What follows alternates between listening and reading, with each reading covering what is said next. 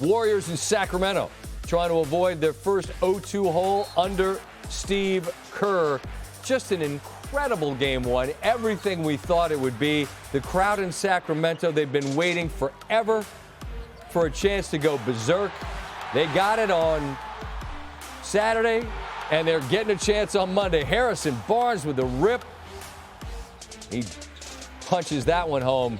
It's very early. Steph Curry, corner three. Golden State, low scoring first 12 minutes. They led by 6. Malik Monk was sensational in game one. He hits the three. We're tied at 27. Next Kings possession. Spin, step back, splapper. Kings building a lead. Defense turns to offense.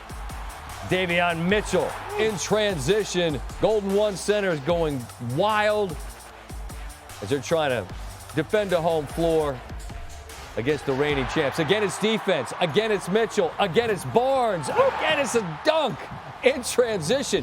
13 turnovers, sloppy with the ball, were the Warriors in the first 24 minutes. Domantas Sabonis down low. He had 24. Kevin Huerter. I like turtles. Float game. On point. Kings up 11. Monk. Left. Off glass. The lead swells. But the pace that Sacramento plays with invites Golden State to come back if they miss. And some shots were missed. Here, Draymond gets the rebound but gets called for a foul. Another look. They call Green for backing into Sabonis after the shots missed. Later in the fourth, Monk with a miss. Here comes Golden State. Keep an eye on Draymond. Keep an eye on Sabonis, who's writhing in pain. All right, I mean, what are we doing? Sabonis held on to Draymond's foot. He got called for holding, but Green, who stomped on Sabonis, would be ejected for the second time in his playoff career. You know he's not going to flinch. Kings fans aren't either. That's it and that's all for Draymond. Midway through the fourth, down 3, Gary Payton the second. Corner 3 tie game at 93. But this dude right here is a star. De'Aaron Fox hits. Kings up 2. De'Aaron Fox finds Barnes baseline. 2-point game. De'Aaron Fox again gets the friendly roll. He had 24. Big-time shots in big-time moments. Fox steps into it. Give me all 3 of these. Big-time hit. The lead is 6. Corner 3, Mitchell. He buries the 3. Kings up 9. Warriors in an 0-2 hole. Draymond on what happened with the ejection. My leg got grabbed. Second time in 2 nights. Referees just watch it. I got to land my foot somewhere. And I'm not the most flexible person, so it's not stretching that far. So you didn't really see where you were stepping? You just kind of... I can only step so far. I'm pulling my leg away. So it is what it is. What was the explanation they gave? I know they gave him a technical, then obviously you a flagrant too. The explanation was I stumped too hard. You guys have been down 3-1 a couple of times. You've been through just about everything, but you haven't been 0-2 in the series going home. That's exciting, right? I was going to ask you what you thought about it. A new challenge. You know, after the game, I was actually thinking about that. Like, man, I think this is one we haven't seen yet. And we've conquered all the rest of them. So why not go conquer this one? It'll be a lot of fun. A lot of fun. So as you saw, Sacramento once again light the beam. Warriors down 2-0 for the first time in 25 playoff series under Steve Kerr. That goes back to 27 when you include the tenure of Mark Jackson, which is the longest streak in postseason history. They haven't been down 2-0 since the 2007 conference semis against Utah. Here's Steve Kerr on a situation he in Golden State have not faced. We know we have to play better, but we will play better. You know, these guys are champions. You saw what they did in a really difficult situation with a lot of foul trouble, an ejection. The way our guys fought, they showed what they're made of. So now it's a matter of going home and licking our wounds a little bit. And, we get a little rest with a couple of days in between games, and we go home and take care of our home court. How proud are you of your team for being able to withstand all of that, including the wild mess with Sabonis and Draymond? Oh, extremely. I think that brought us together. HB brought us.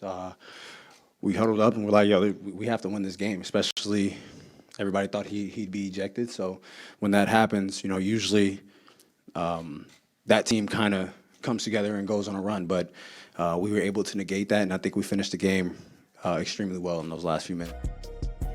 Richard Jefferson joins us now. This Warriors team through the years, Richard, has talked about championship DNA, and they've shown us why. The Kings don't even have playoff DNA. But in these two games, which are coin flips late, they didn't blink once. They've made big-time shots. What has most impressed you about how they have handled their business and taken a 2-0 lead? Well, it's really their depth. It's their depth and the way their entire core has played.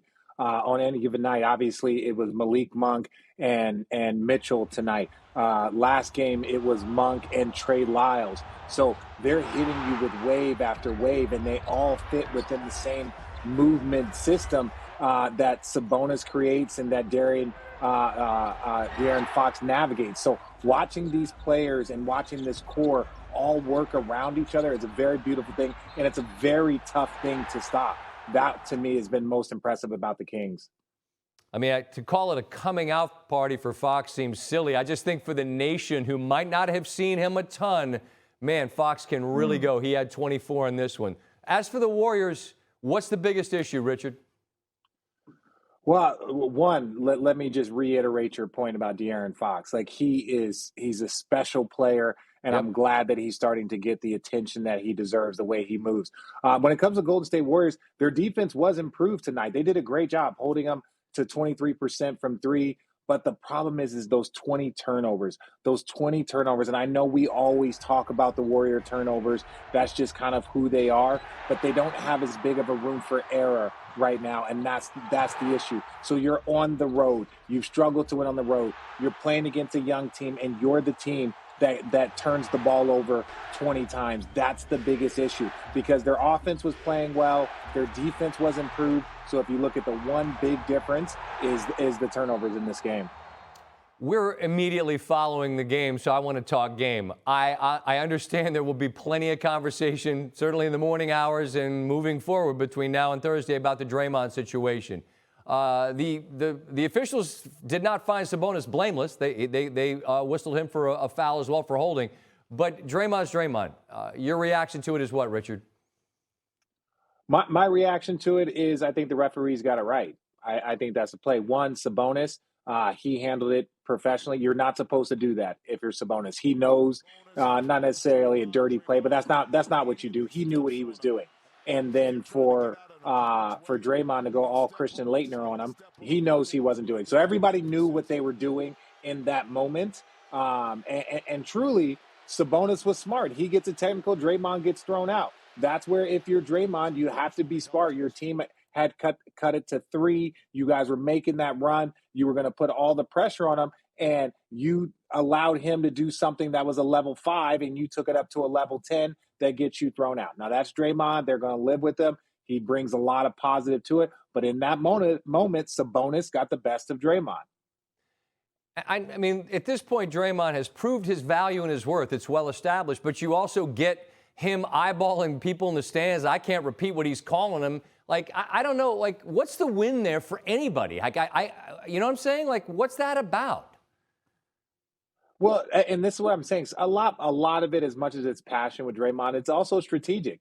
He will do things that get the attention on him, have everybody talking about him, not focusing on his team, taking pressure off of his guys. If everyone's talking about this, they're not dissecting this, they're not dissecting that. It takes the pressure off your team, and he puts the pressure on himself. Now, some of his tactics and some of his things that go on, you don't necessarily agree with, but I will say this. In this moment, Draymond knew what he was doing.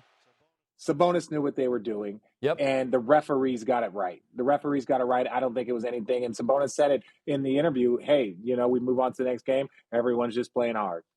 Can't take the pressure off the Warriors, though, now. You've got to win games. You got to go home and defend home court. And at some point, this team who struggled all year on the road is going to have to win a game in Sacramento. Richard, I appreciate the time very much. Thank you.